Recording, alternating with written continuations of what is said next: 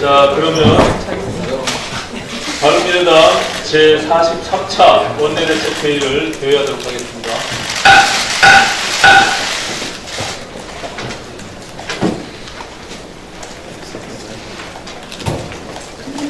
국회가 빨리 정상화가 되고,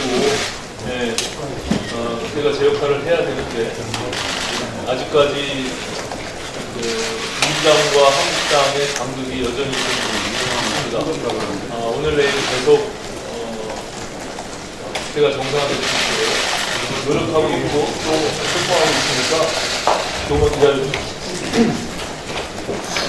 한 말씀 드리겠습니다.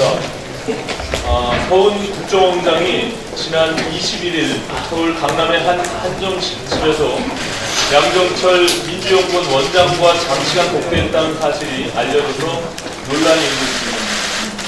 서훈 국정원장이 만난 양정철 원장은 문재인 대통령의 최측근으로 내년 총선 전략을 짜기 위해 민주당의 싱크탱크인 민주연구원 원장을 맡아 최근 정치 일선에 복귀했다는 것은 이미 잘 알려진 사실입니다. 어제 백원우, 이철희, 김영진, 이재정 등 민주당에 내놓으라 하는 전현직 의원들이 양정철 원장 밑에 부원장으로 줄줄이 임명된 사실만 보더라도 여권 내부의 양정철 원장의 위상과 영향력을 잘 알 수 있습니다. 총선을 불과 10개월 앞둔 민감한 시기에 국정원장이 여당의 총선 전략을 책임지는 대통령의 최측근과 장시간 만남을 가진 것은 국정원의 정치 개입 시비를 자초하는 부적절한 처신입니다. 나아가 두 사람이 대체 무슨 얘기를 나눴느냐에 따라서 국정원의 총선 개입 의혹을 부를 수 있다는 심각한 사안이기도 합니다. 그렇다면 국가 최고 정보기관의 수장으로서 정치적 중립 의무를 져야 하는 서훈 국정원장이 이 부분에 대해서 대체 어떤 성격의 만남이었고 무슨 대화를 나눈 것인지 성실하게 해명을 하고 청와대는 국정원장과 대통령 최측근의 부적절한 처신에 대해서도 최소한 주의라도 주는 것이 민주주의 국가의 상식적인 대응입니다. 그러나 청와대와 국정원장을 비롯한 여권 전체가 이 사안을 대하는 태도를 보면 몹시 오만불손하며 국민을 무시하고 있습니다. 지금 서훈 국정원장은 마치 자신과 아무 관련도 없는 일인 것처럼 이런 반구도 없이 모르쇠로 일관하고 있습니다. 그 대신 대통령의 최측근이자 여권의 브레인답게 양정철 원장이 나서서 마치 가이드라인을 치듯이 사적인 만남이었으며 동석자도 있었습니다. 그리고 동문서답을 내놓고 있습니다. 그러자 청와대는 이를 받아서 사적인 만남에 대해 할 말이 없다며 사안의 본질을 흐리고 책임을 회피하는 데 급급해하고 있습니다. 청와대는 대체 누구 마음대로 사적인 만남이라고 이 사건의 결론을 내는 것인지 묻지 않을 수 없습니다. 대통령의 최측근인 양정철 원장이 사적인 만남이라고 가이드라인을 쳐주면 그것이 그대로 청와대의 공식 입장이 되는 것입니까? 입만 열면 촛불정부의 적폐청산을 외치면서 최순실에 휘둘리던 지난 정부의 청와대와 다를 바 없는 행태를 스스럼 없이 보이고 있으니 정말 어이가 없을 뿐입니다.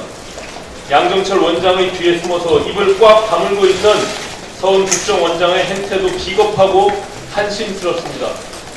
지금 국민들은 양정철 원장의 사생활을 문제 삼는 게 아닙니다. 사생활이 있을 수 없는 국정원장의 부적절한 처신에 대해 해명을 요구하는 것입니다.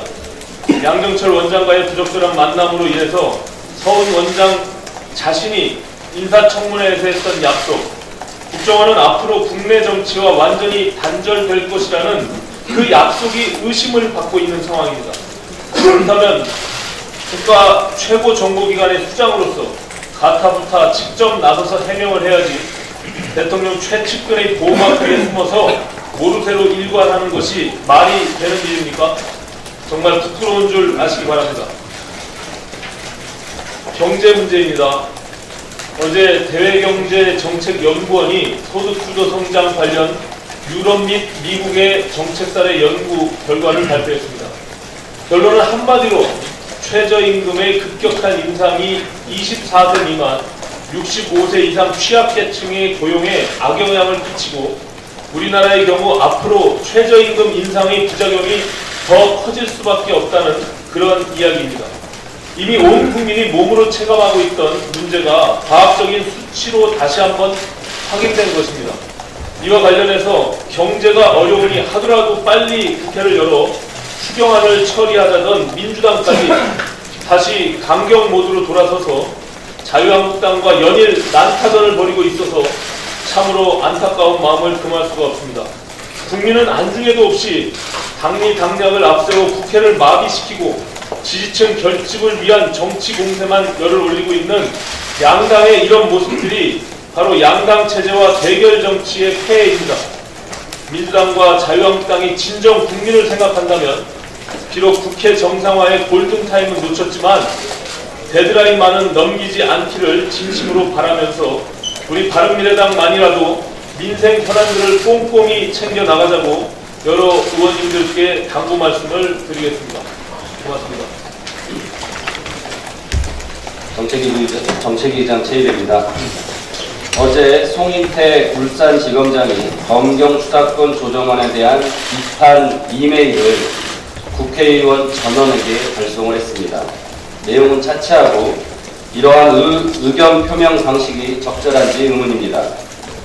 국회에서 상당한 부분 논의가 진척된 사안에 대해서 고위공직자가 공개적으로 문제 제기를 하는 것은 매우 적절하지 않습니다. 마치 조국 민정수석이 SNS를 통해서 국회에 훈수 두는 것과 같다라고 말씀드리겠습니다.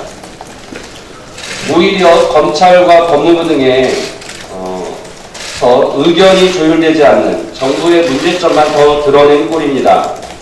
검찰총장은 물론 일선 검사장까지 이렇게 의견 표명에 나서는 것은 검찰과 법무부가 반성해야 될 일입니다. 바른미래당은 검경 수사권 조정에 대해 국회에서 생산적인 논의가 될 수 있을 수 있도록 지금이라도 정부가 단일한 의견을 제시해준다면 충분히 논의할 수 있다는 것을 말씀드립니다. 다만 송 검사장이 제시한 검찰 문제점에 대해서는 일정 정도 경청할 필요가 있습니다. 특히 검찰총장의 제한적 지휘권에 대한 제한이 필요하다는 점, 청와대 및 검찰총장에 대한 사건 보고 시스템을 개선해야 된다는 점, 상설특검 회부 절차 관련해서 절차에 대한 마련을 통해서 보다 원활하게 상설특검이 이루어져야 된다는 개선책 등은 국회에서 충분히 논의할 수 있는 점임을 말씀드립니다. 사학재단에 대해서 좀 말씀드리겠습니다. 명지학원의 부정부패로 인해 명지대가 폐교당할 위기에 놓여 있습니다. 12년 전 유영구 전 이사장이 자신 소유의 명지건설 부도를 막기 위해 명지학원의 재산을 처분하고 그 돈을 횡령한 것입니다. 검찰 조사에서 727억 원의 횡령, 1735억 원의 부당 지원이 확인되었었습니다. 유 전 이사장은 2012년 대법원에서 징역 7년을 최종 선고받았습니다.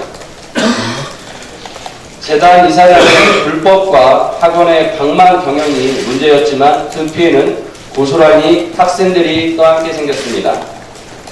우리나라 대학 중 사립대학의 비율이 86.5%에 이르는 만큼 많은 학생들이 이러한 위험에 노출되었다는 것입니다. 바른미래당은 사학에 대한 감사 기능을 강화하기 위해서 현재 형식적인 외부 감사를 실질화하고 교육부 감사를 정례화하는 등 사학재단의 비리를 방지하고 투명한 운영을 위한 제도 개선에 나설 것입니다.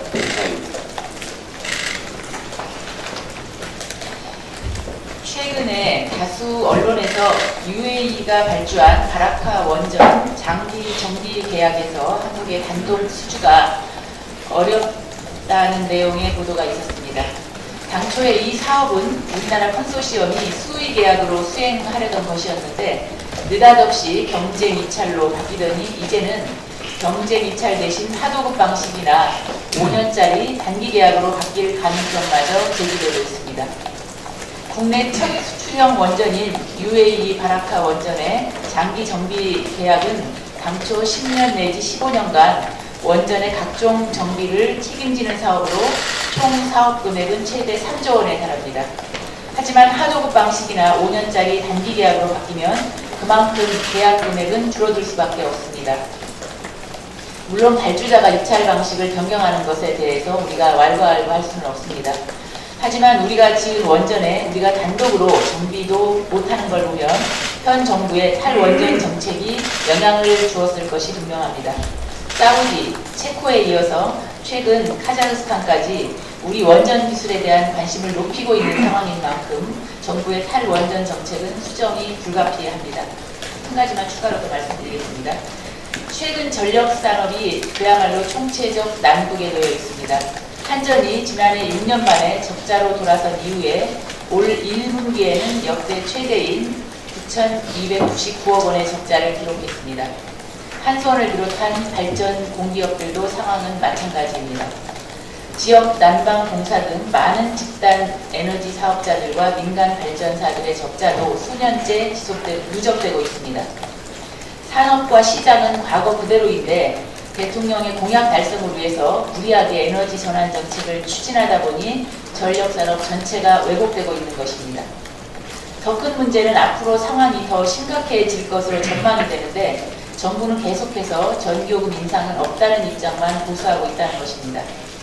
오히려 원전과 석탄 화력의 가동 중단으로 올라가는 전력시장 가격을 인위적으로 낮추기 위한 시도를 하고 있습니다. 정부가 전력시장 제도를 손보면서까지 시장 가격을 낮추려 하는 것은 에너지 전환으로 인해서 전기요금이 올라가지 않을 것이라는 약속을 지키기 위한 고육지책에서 비롯됐다고 할 수 있습니다. 정부가 말로는 에너지 전환을 하겠다고 하지만 전기요금, 전력시장 구조를 그대로 놔두는 걸 보면 문제를 해결할 역량도 의지도 없어 보입니다.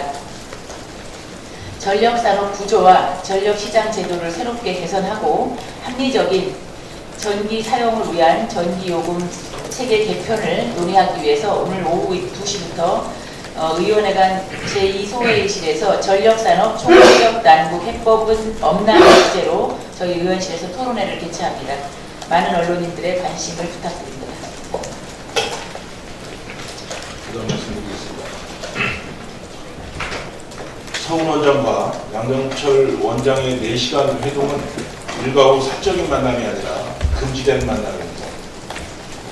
국가정보를 총괄하는 수장과 집권 여당의 땡탱크의 원장의 비공개 4시간 회동은 어떤 이유로 어떤 변명으로도 국민의 이해를 구하기 어렵고 그 심각성을 작다할 수 없습니다. 국정원의 정치 개입을 막기 위한 국회의 제도적 노력이 아무리 크더라도 이러한 노력을 보란듯이 무력화시키는 국정원장과 여당 띵탱크의 원장의 비정상적 만남은 반드시 책임을 물어야 할 것입니다. 적폐청산이라 하면 바로 이런 행위들을 일벌백계 하고 국민이 위임한 신성한 권력이 오용되지 않도록 하는 것일 것입니다. 청와대는 즉시 서훈 원장을 그 자리에서 물러나게 하고 양정철 원장도 그 자리에서 물러남으로써 국정원을 정치로부터 자유롭게 하겠다는 대통령의 약속을 반드시 증명해내야 할 것입니다. 이상입니다.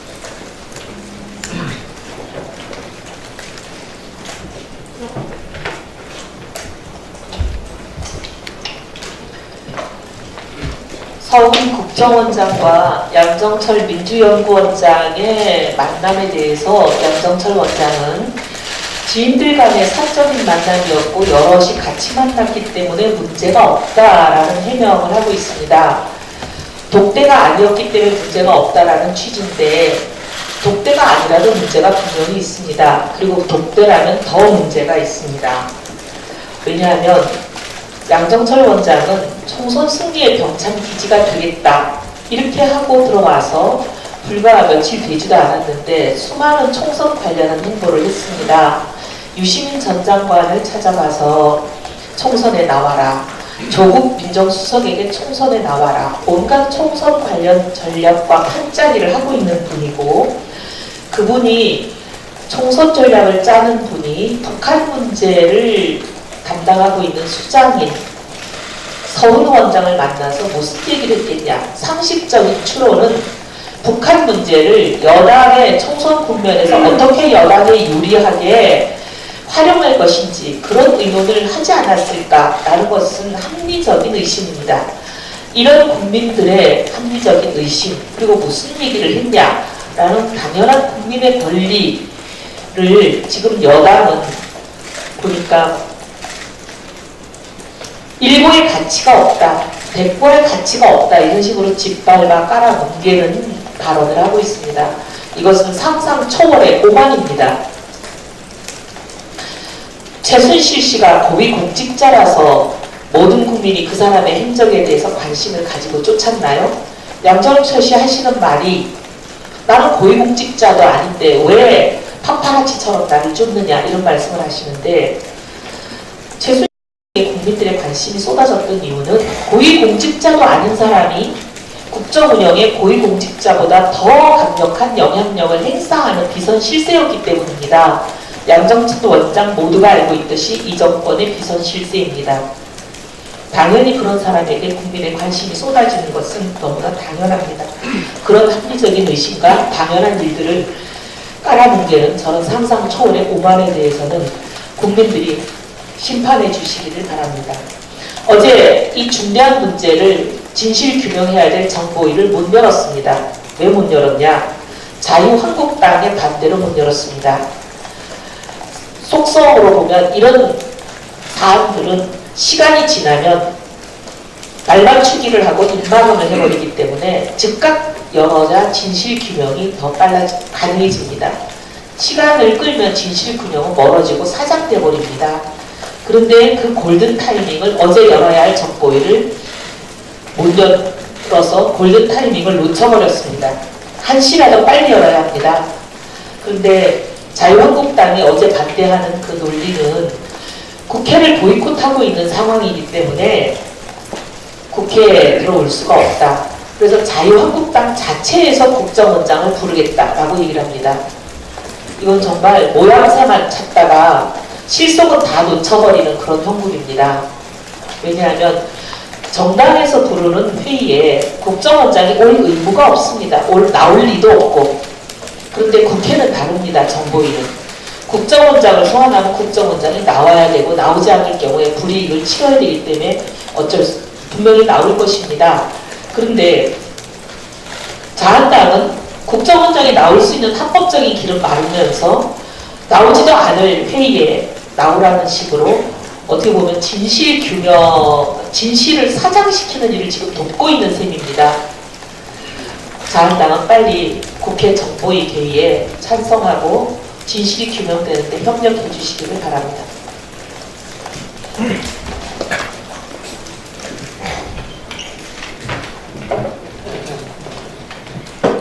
예, 제가 두 가지만 말씀드리겠습니다.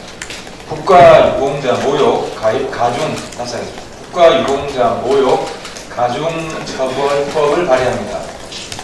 어제 우리 해군 고 최정군 하사 마지막 가는 길에 다녀왔습니다. 참 멋진 청년이었습니다. 그리고 제가 놀란 건 제가 그 자리에 가서 알았는데요. 그 최정군 하사 아버님이 절 모르니만 태경아하고 불렀습니다. 알고 보니 제 고등학교 옆반 친구였습니다. 늦게 알았습니다. 더더욱 슬프고 가슴 아픈 시간이었습니다. 이 자리를 빌어서 다시 한번 고 최정군 하사의 명복을 빕니다. 하지만 최정군 하사의 전우와 친구들 국민의 성원이 있어서 조금이나마 위로가 되었습니다. 특히 하루 전날 그저께죠. 현충원 전문 경비실에 한 고등학생이 고 최종근 하사를 영원히 기억하겠다는 내용의 손편지와 위로금 100만 원을 넣고 갔습니다. 가족들이 큰 위로를 받았습니다. 아마도 그 고등학생의 가족들의 성의를 표한 것 같습니다. 이름도 얼굴도 모르지만 국민 누군가는 우리 아들을 기억해두고 있다는 사실만큼 가족들에게 큰 위안이 되는 것도 없다고 생각합니다. 국민의 관심과 사랑만큼 군인을 군인답게 만드는 것도 없습니다. 그런 점에서 군인에 대한 사회적 예우와 존경은 더 강화되어야 합니다. 하지만 안타깝게도 우리 사회 일각에서는 나라와 국민을 위해 희생된 분들의 명예를 실추시키거나 사실을 왜곡하는 일이 반복되고 있습니다. 이번에도 워마드가 고 최종근 하사의 희생을 조롱해 유족들과 해군 국민들에게 큰 고통과 상처를 주었습니다. 그래서 저는 군인을 포함한 국가유공자 모욕 가중처벌법을 발의합니다. 국가유공자의 희생과 공헌을 조롱하거나 비방해 형법상 모욕죄 및 명예훼손죄 등을 범한 경우 2분의 1까지 가중처벌하자는 내용입니다. 이 법안이 고 최종근 하사를 비롯해 국가유공자의 희생과 공헌이 존중될 수 있는 문화가 정착될 수 있도록 동료원들의 적극적인 참여를 부탁합니다. 한 가지는 북한 식량 문제를 말씀드리겠습니다.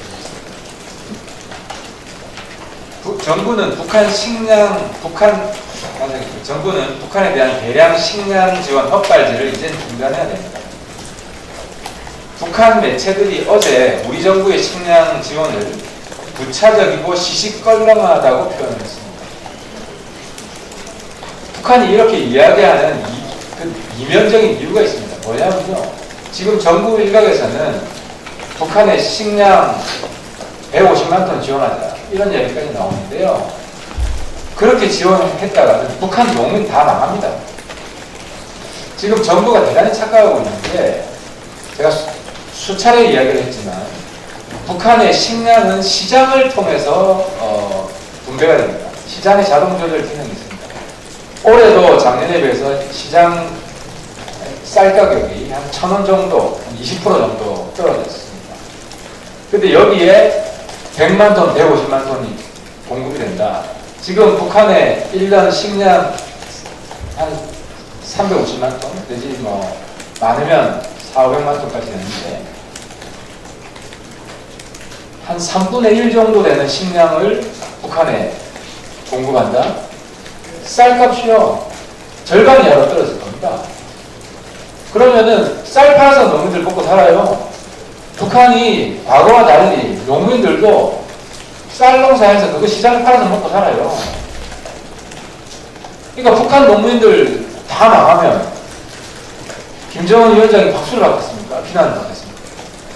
그러니까 북한 당국 입장에서도 100만 톤, 150만 톤 이렇게 오는 게 북한 사회 안정성에 도움이 안 되는 겁니다. 오히려 수령의 권위를 떨어뜨리는 이유인 거예요. 그래서 북한 언론에서는 식량 지원에 대해서 뭐 고맙다라든지 빨리 달라라든지 이런 게 아니라 쓸데없는 짓 하지 말라고 자꾸 이야기를 하는 겁니다. 그래서요, 제가 WFP도 물어봤어요. 당신들 북한에 대한 긴급 부호, 대량 식량 지원 계획하고 있는 게 없다는 겁니다. WFP에서도 지금 계획하고 있는 거는 그 고아원이나 이런 이제 그 약자들, 그 사회 약자 시설들 있잖아요. 거기 영양 지원하는 거예요. 영양 비스켓 제공하고. 그러니까 그 정도는 평상시에 매년 해오고 있어요. 북한에 지금 90년대 식량 위기 이후에 지금까지 30년간 매년 해오고 있는 거예요. 그러니까 매년 해오고 있는 일상적인 지원을 우리 정부가 좀 보태주는 거는 반대 안 하는데, 뭐 대량 아사 위기가 있고, 뭐 가뭄이 극심해서 굶어 죽는 사람이 속출할 수 있고, 이런 전혀 현실이지도 않지만 이런 가운데에서 대규모 식량 지원 이거 했다가 100% 김정은 위원장한테 딱 맞습니다. 그래서 북한 농민 망하게 하는 이런 대량 식량 지원 계획 당장 철회하고 북한에 대한 그 최소한의 이런 그 빈곤층 지원에 집중을 할 것을 다시 한번 촉구합니다. 다음으로는 마지막으로 그 나라 경제가 갈수록 악화하고 있는 상황에서 여당인 더불어민주당에서 정세 발언이 나오고 있습니다. 대기업에 대한 법인세를 올려야 한다거나 고소득자에 대한 피해를 올리는 방안도 검토하고 있다고 합니다. 지난 2017년 미국과 일본 등 전 세계의 경기 부양을 위해서 세금을 내릴 때 소득세와 법인세를 올렸던 정부와 여당이 더 올리려고 하는 것을 보면 경제를 완전히 망가뜨렸다고 작정하지 않는 한 이룰 수 없다는 것이 많은 경제 전문가들의 목소리입니다. 자금 우리나라 경제는 참으로 암울합니다. 법인세를 내리고 기업활동을 옥죄는 각종 규제를 완화해보자는 판에 기업활동을 더 위축시킬 수 있는 법인세를 인상하겠다니 참으로 이해가 불가합니다. 정부와 민주당 정세론 저변에는 대기업과 고소득자들의 소득과 부는 마음대로 떠내릴 수 있다는 생각이 깔려있는 것 같습니다. 그뿐만 아니라 그렇게 함으로써 일반 서민이나 중소자영업자들의 제한을 피하면서 재정 확대를 위한 세수를 마련할 수 있다고 생각하는 것 같습니다. 지금 전 세계가 법인세 인하 경쟁을 벌이고 있습니다. 최근 5년간 OECD 36개 회원국 가운데서도 14개국이 법인세를 내렸습니다. 이런 상황에서 우리가 법인세를 올린다면 많은 기업이 다른 나라로 떠날 것입니다. 또 늘어난 세 부담을 견디지 못하고 문을 닫는 기업이 또한 늘어날 것입니다. 그렇게 되면 정부의 세 수입이 늘어나는 것이 아니라 오히려 줄어들 수 있습니다. 높은 상속세와 법인세, 노조에 대한 과부와 노동시장의 경직성으로 인해서 해외로 나가는 자산가나 기업이 줄을 잇고 있다고 합니다. 지난해 해외 이주자가 2,200명이 된다고 합니다. 전년보다 2.7배 늘어난 수치입니다. 이 중 상당수가 상속세 때문에 떠나간 자산가들이라고 합니다. 그리고 지난해 해외로 빠져나간 중소기업이 무려 2,870개소나 된다고 합니다. 사람과 기업이 떠나는 국가는 장래가 참으로 어둡습니다. 떠난 기업들이 다시 돌아오고 새로운 기업들이 몰려드는 나라가 되어야 됩니다. 그렇게 되기 위해서는 정부는 감세하고 규제를 획파해 기업하기 좋은 환경을 만들어야 됩니다. 지금은 증세하는 감세로 국가 경제를 살릴 때입니다. 더불어민주당과 정부에서 추진 중인 증세 방안을 즉각 처리해 주실 것을 촉구합니다.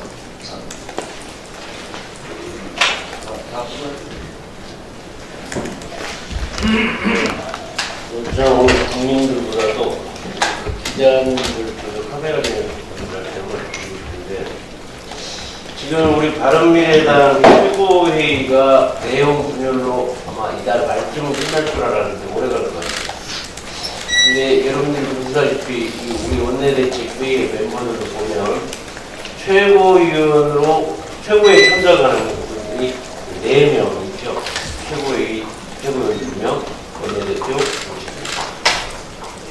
또 여기에 상임위 만나는 앞으로 바른미래당의 중심은 바로 원내대책회의가 나는 되어야 된다고 생각합니다. 그래서 제가 나왔습니다. 그래서 원내대책회의를 앞으로 화요일, 목요일 하는데 이거를 좀 원내 의원 미니총회라는 이름을 갖고 가든지 해가지고 지금 국회 정상화 그리고 이 어렵게 된 우리 국민 경제를 살리는 일들을 절실하게 해야 되는데 그게 누가 해야 되냐? 우리 바른미래당이 앞장서서 해야 할 일들이 지금 최고위에서 해야 할 일들이 지금 국민들께 걱정을 끼쳐드리고 있기 때문에 앞으로 우리 원내대책회의가 원내 의원 미니총회라는 이름을 좀 하든지 해가지고 이 중심을 이 원내대책회의 중심으로 나가서 국민들에게 좀 희망과 기대를 줄 수 있도록 하는 그러한 바람으로 네, 우리 정우천 의원님 말씀 주신 내용, 예, 비새겨서 우리 바른미래당이 여러 내용이 있지만 그래도 정책정당 또 대한정당이 될 수 있도록 그 원내대책회의를 실제로 하고 내용 충실히 해서 이렇게 준비하고 나아가도록 고맙습니다. 또 다른 의원님들 하실 말씀 없으시면 그냥 비공개로 전환해서 회의를 계속 진행하도록 하겠습니다. 협조해 주십시오.